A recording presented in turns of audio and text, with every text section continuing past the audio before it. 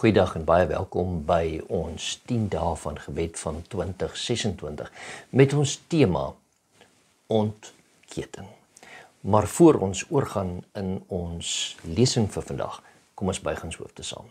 Vader, wil U vir ons insig gee uit U woord uit, sodat U Heilige Gees en U getuienis in ons lewens ontketen mag word. Ons vra dit in Jesus naam. Amen.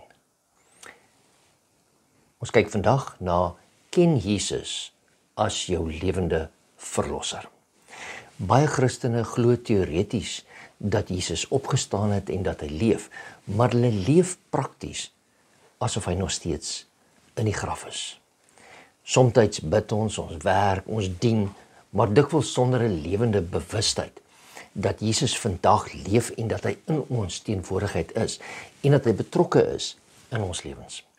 Na sy opstanding het Jesus nie net een keer nie, maar baie keer en vir 40 dae lank aan sy disippels verskyn, om aan hulle te toon en dat hulle kan besef dat hy werklik leef en opgestaan het. Ons lees dit in Handelinge 1 vers 1 tot 3, waar Lukas vir ons skryf.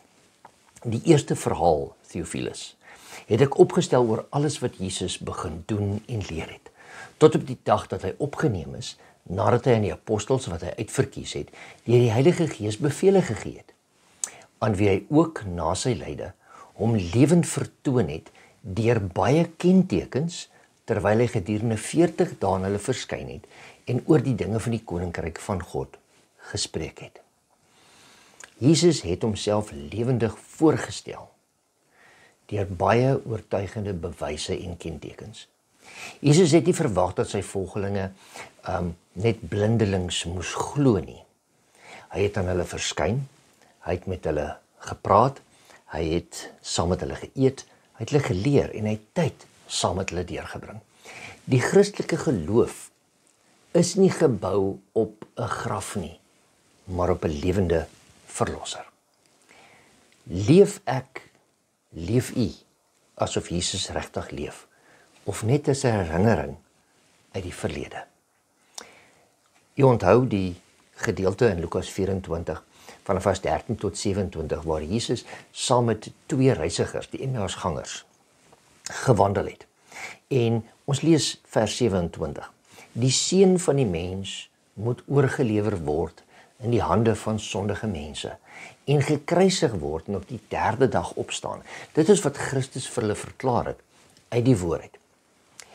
Op die pad na Emmaus stap Jesus langs die 2 disippels, maar hulle herken hom nie. Wat doen Jesus? Hy sê nie vir hulle, dit is ek nie. Hy begin vir hulle die skrifte oopmaak en verduidelik dat alles na hom toe wys. Hy wys vir hulle en hy openbaar dit aan hulle, sodat hulle gedagtes op hom gerig kan word. Hy doen nie wonderwerke nie, hy gee hulle insig uit Gods woord uit. Baie keer is Jesus nader as wat ons dink, maar ons oë is toe, omdat ons sy woord nie verstaan nie, en baie keer nie dit eers lees nie. Jesus het met hierdie Emmausgangers gepraat, soos 'n gewone reisgenoot. Die koning van die heelal stap nederig saam met hierdie 2 moedelose mense, en hy wil ook in 2026 saam met u en ek stap en die skrifte aan ons openbaar, sodat ons kan erken dat hy ons lewende God is. Wanneer Jesus openbaar word, lees ons in vers 32 van hoofstuk 24. Wat sê hierdie Emmausgangers? En hulle sê vir mekaar, was ons hart nie brandende in ons, toe hy met ons op die pad gepraat en vir ons die skrifte uitgelê het nie? Hulle sê nie, ons het alles verstaan wat hy vir ons gesê het nie. Hulle sê nie, al ons probleme is weg nie. Maar hulle sê, was ons harte nie brandende nie?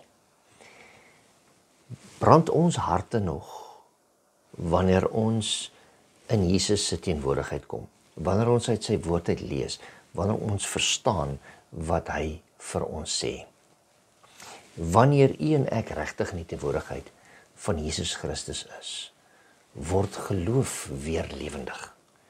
Kry ons hoop en nuwe krag uit sy woord uit en brand ons harte met liefde en oortuiging.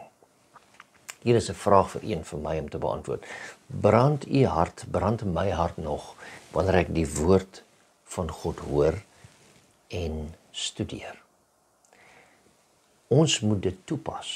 Ons leef soms asof Jesus nog dood is.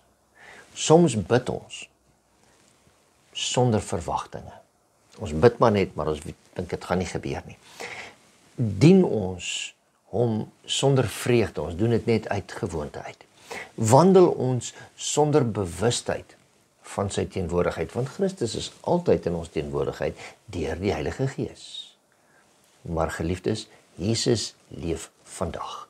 Hy wandel vandag nog steeds met sy kinders deur die Heilige Gees.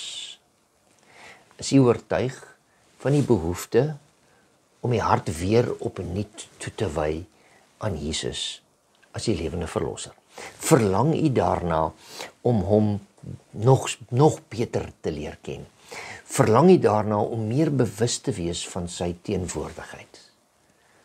Nie net te glo nie, maar saam met hom te wandel en sodat u hart meer brandende kan word.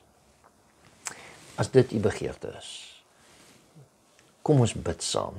Ons bid saam dat die Here ons geestelike oë sal oopmaak, dat ons nie sal blind wees vir ons lewende verlosser nie, en dat ons elke dag sal besef dat hy in ons teenwoordigheid aktief besig is. Kom ons bid saam.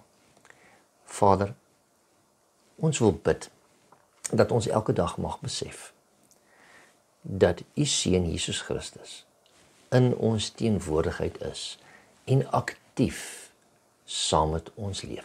Terwyl ons wandel elke dag, mag ons besef by die werk, by die huis, tussen ons vriende, dat ons Christus altyd in ons teenwoordigheid is en dat ons so moet leef en dat ons harte brandende mag wees omdat ons 'n lewende verlosser dien. Dit bid ons in Jesus naam. Amen. Goeiedag en ons sien u môre weer. Selfde tyd, selfde plek.